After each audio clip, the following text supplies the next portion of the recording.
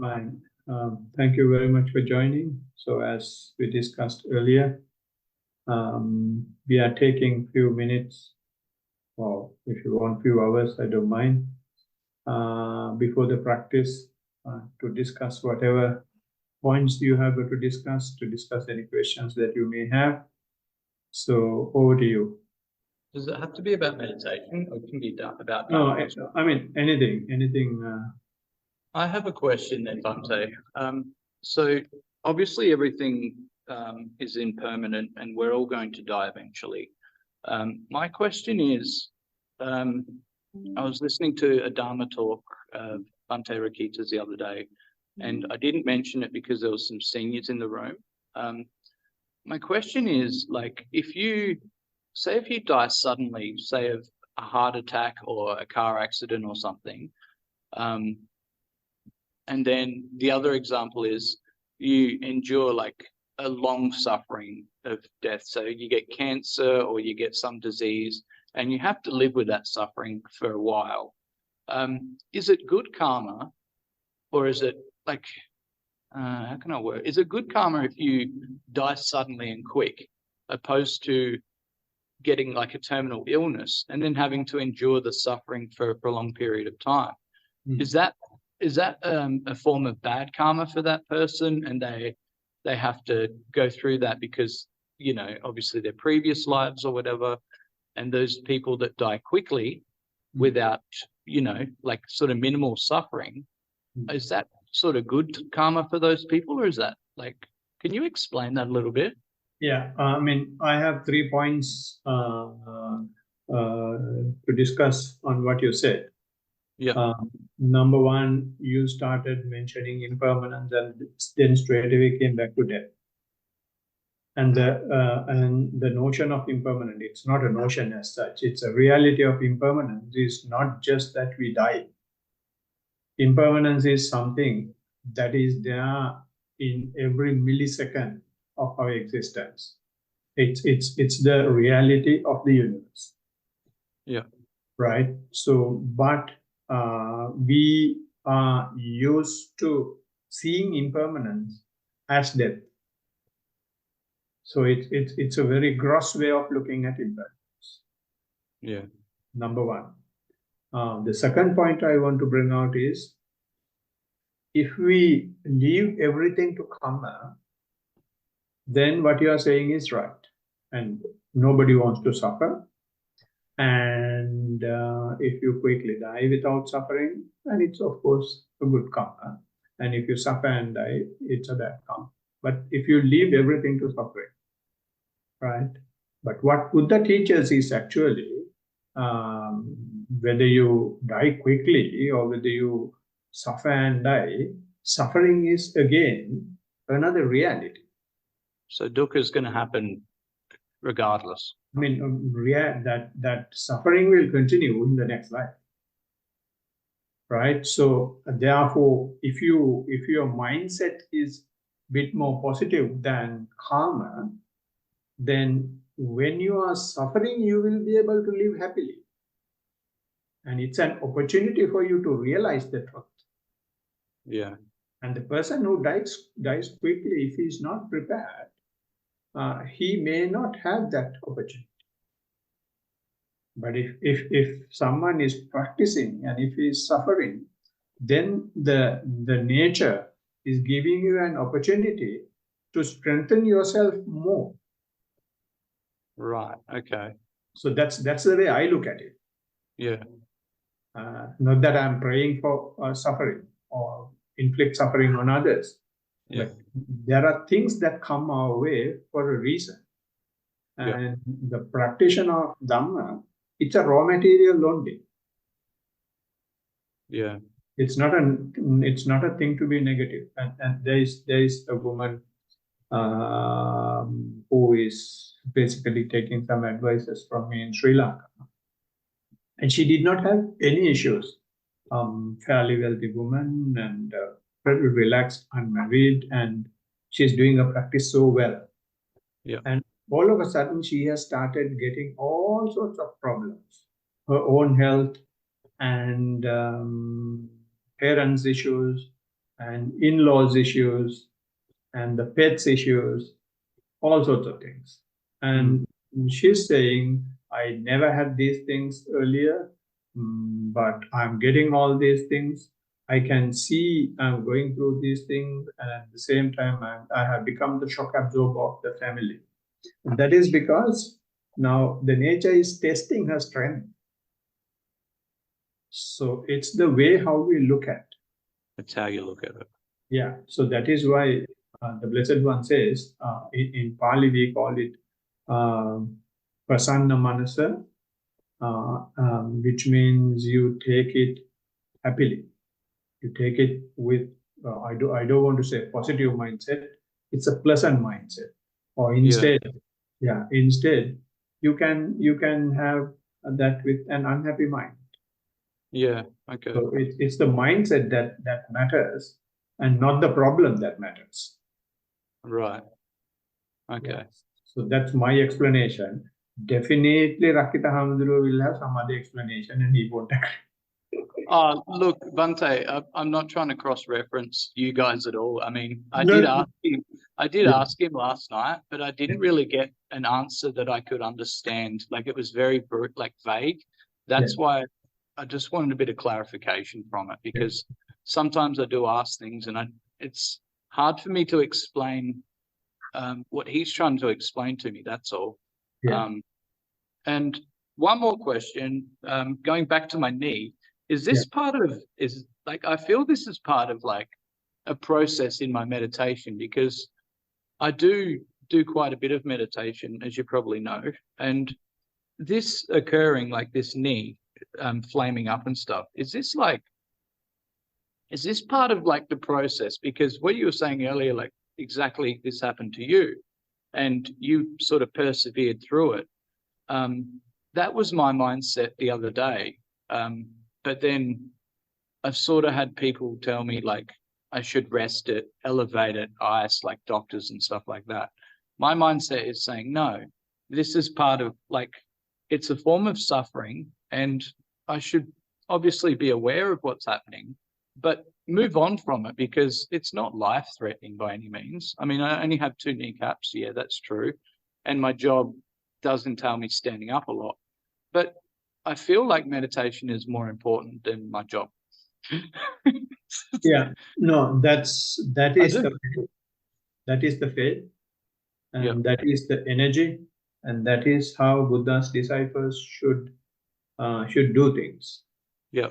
Right. But when we walk on that path, there are a lot of challenges that are thrown at us. Yeah. So as I said earlier, that is how it is testing. The nature is testing the strength of our mind.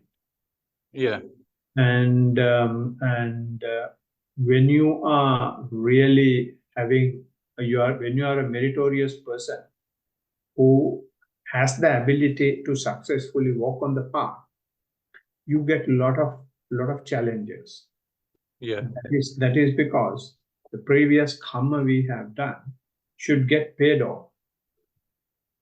In a sense, like say not an arahant, but say an enlightened person to some extent, they all have to endure some form of suffering. Is that correct? Buddha himself had. Like, you can't take an easy road in this path. It's like you have to endure suffering. Yeah. I mean, without seeing that, how do you realize the first truth? Yeah. So this is just one gross thing. But in the real practice, when the practice develops, there are much more things that we find hard to cope up with. Yeah. So when you take your attention to the body, the entire universe is going to burst off. Yeah. So that is much more difficult than the knee. Yeah. So if you go, if you have the right mindset to the knee, then you will be elevated to the next level of the game. Yeah. So this is sort of a video game. and it is testing the level, and each level when you becomes harder. When's the end boss come? Can the end boss hurry up? Yeah, Mario. Yes. Okay. Buddha Sarana. Thank you, Bhante. Thiruvan Saranai, Thiruvan Saranai. I learned a new word, Buddha Saranai, last night. So Good. I'm just using that so I can remember it. Yeah. It's just a breakdown of Theravada Saranai, isn't it? Yeah, it's the Buddha. first one. Blessings from the Buddha. Blessing from the Buddha. When you say Thiruvan Saranai, everything is included. It is just one packet. Yep. Okay. All three will be given. And because I was used to say Buddha Saranai earlier, then I gradually changed to Thiruvan Saranai and felt that it is.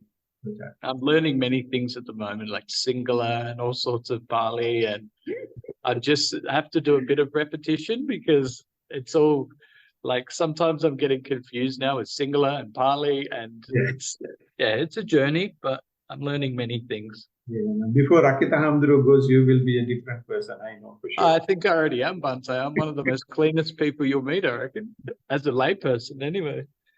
Yeah. We live in an immaculate home. Yeah. Right. Thank you, Bhante. No problem, my pleasure. Right. And Chatu, are you all right? Yeah, I don't have any specific questions. Right. No problem. And tell Hansika if she has anything, just to send me a message so that we can arrange a time and have a chat if she has anything to discuss. Okay. Good. All right. Thank you very much. And I'll leave you guys to practice. And I'll leave this open anyway. So if someone comes later, if I'm free, I can have a chat again. Yeah. All right. Thiruvan Saranai. Theravada Saranai. So the session we are doing is the mindfulness session. So mindfulness means awareness. Yep. Right. So when you are formulating the question, when you're asking the question, you said that it is difficult to focus. Right. So we are not trying to focus. Yep. Okay. Not trying to cultivate focus. We are trying to cultivate the awareness. Mm-hmm.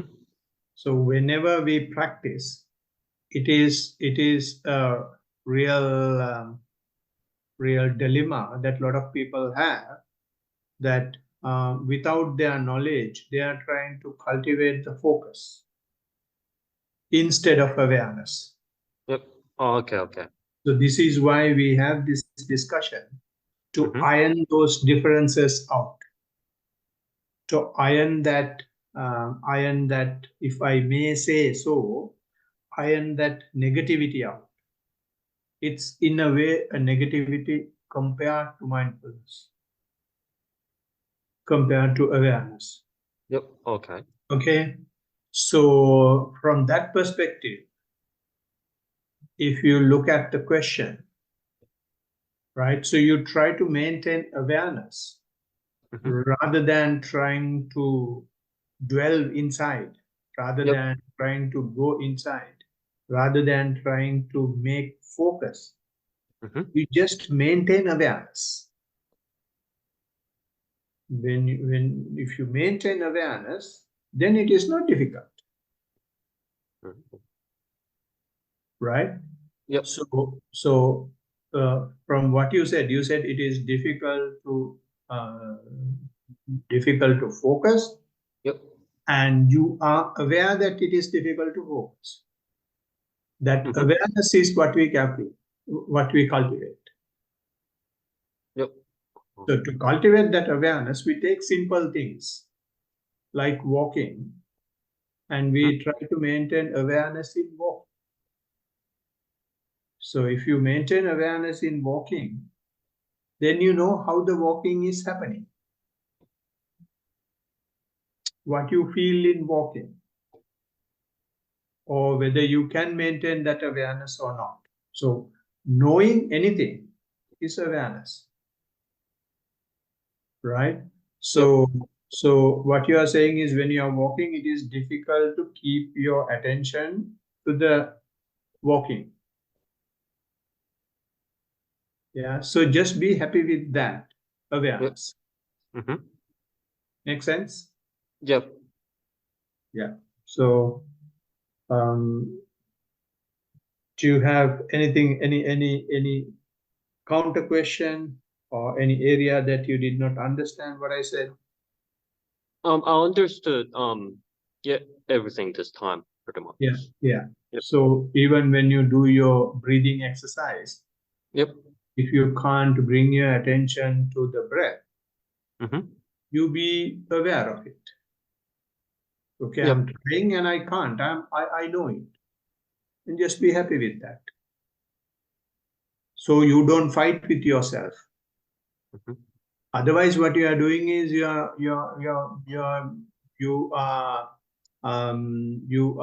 creating more negativity. You are cultivating more negativity, right? So instead, you maintain awareness. So when that happens, mind will naturally comes to the breath. The simile that the Blessed One uses is that when you bring a buffalo from the forest, Mm-hmm. right now in maybe even in Korea they may have done it. In primitive farming, they use buffaloes to plow the paddy fields, right?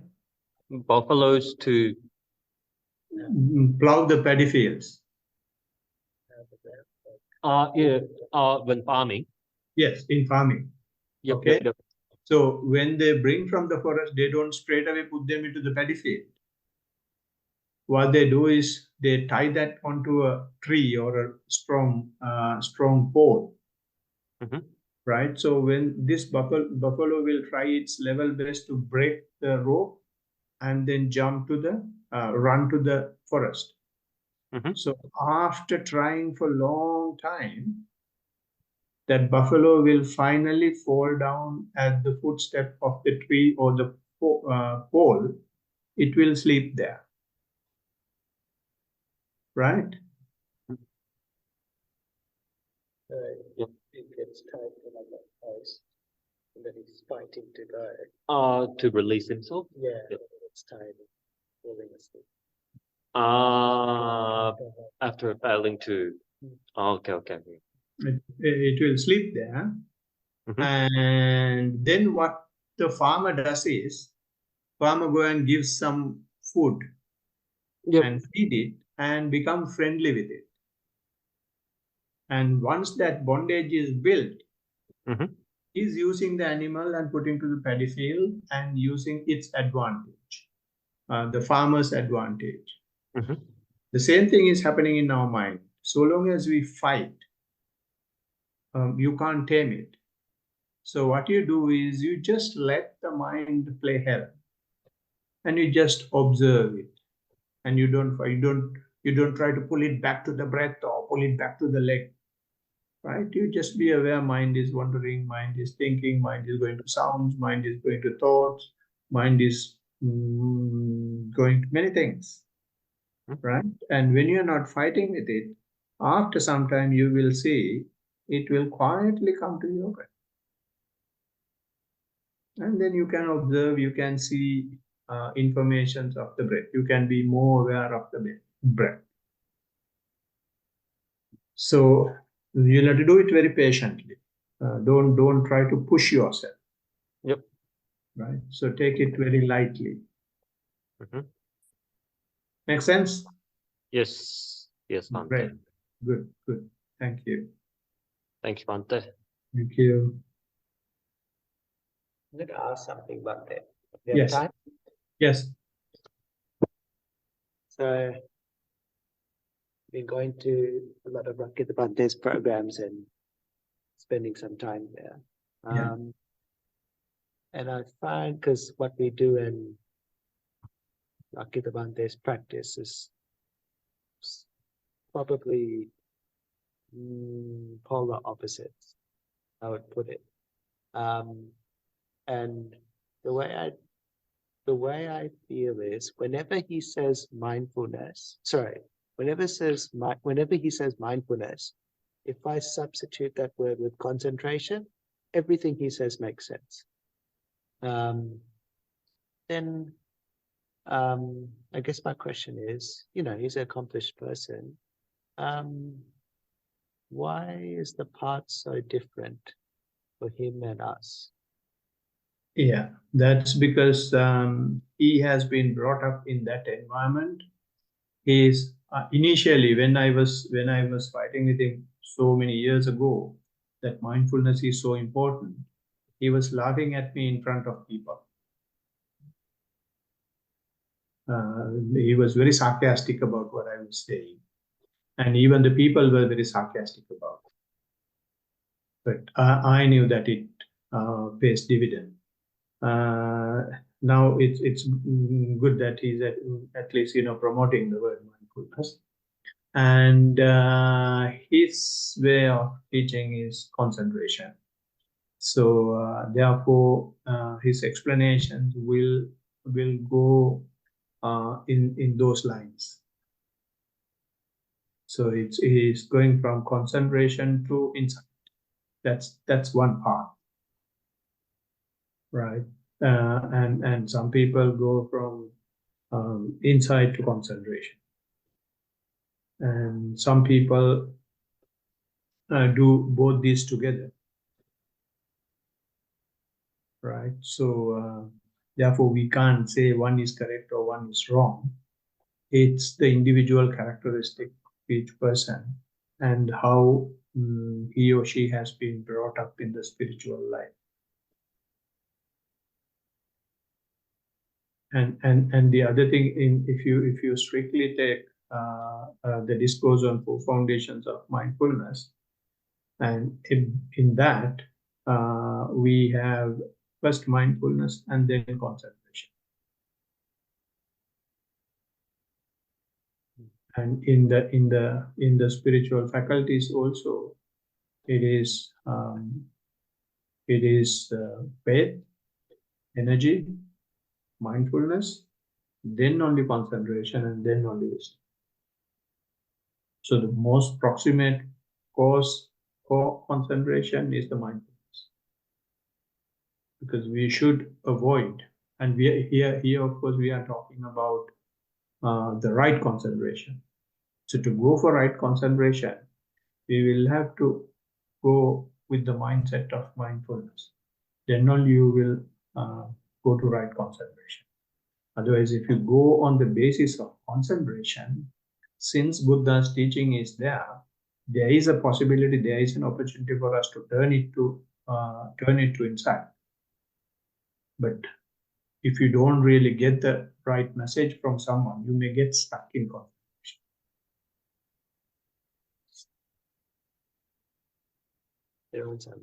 Everyone Saranai. Is Madam having anything? No. All right. Thank you very much for joining. Everyone Saranai.